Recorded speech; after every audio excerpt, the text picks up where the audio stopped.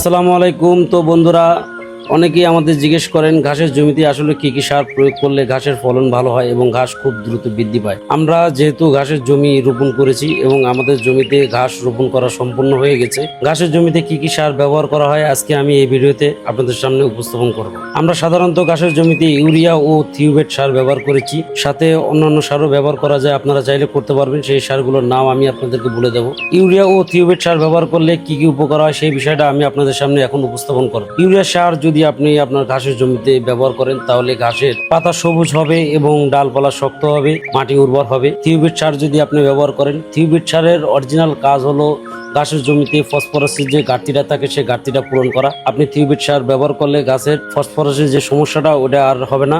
একই সাথে আপনি অন্যান্য সারও ব্যবহার করতে পারবেন, যেমন ড্যাপ সার, পটাশ সার, জিপসাম সার, জিঙ্ক।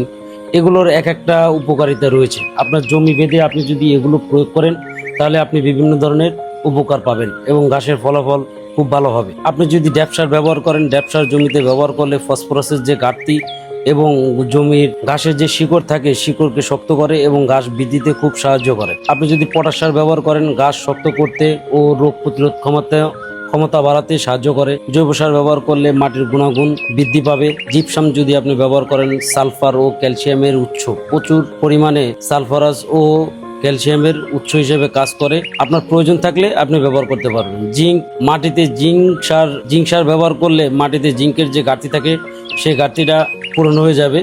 সাথে আপনি সেচ ও আগাছা নিয়ন্ত্রণ করে আপনাদের ঘাসের জমিতে উর্বরতা বৃদ্ধি করতে পারবেন এবং ঘাসের ফলাফল খুব ভালো করতে পারবেন। একই সাথে আমরা ঘাসের জমিতে যেহেতু মাছের চাষও করেছি, এখানে আমাদের একটু সমস্যা হয়েছিল। ওই সমস্যাগুলোর সমাধানের জন্য আমরা পানিতে লাফ দিছি, কারণ ঘাসের জমিতে আমাদের এখানে প্রচুর পরিমাণে পানির ভিতরে শ্যাওলা জন্মায়। যে এই শ্যাওলাগুলো আসলে সাধারণত মাছে খায় না। এই শ্যাওলাগুলো যদি আমরা পরিষ্কার করি তাহলে পানিতে অক্সিজেনের যে ঘাটতি থাকে সেটা থাকবে না এবং মাছ চলাচলের বাধা বিঘ্নতা সৃষ্টি হবে না। আমরা সবাই খুব আনন্দের সাথে আজকে ঘাসের জমিতে সার প্রয়োগ করলাম এবং পানিতে নেমে শ্যাওলাগুলো পরিষ্কার করলাম। আপনারা চাইলে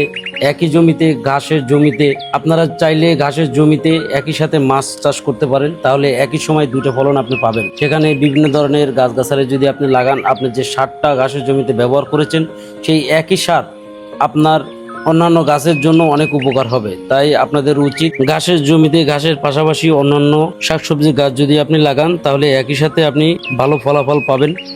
আশা করি আমাদের ভিডিওটা আপনাদের ভালো লাগছে।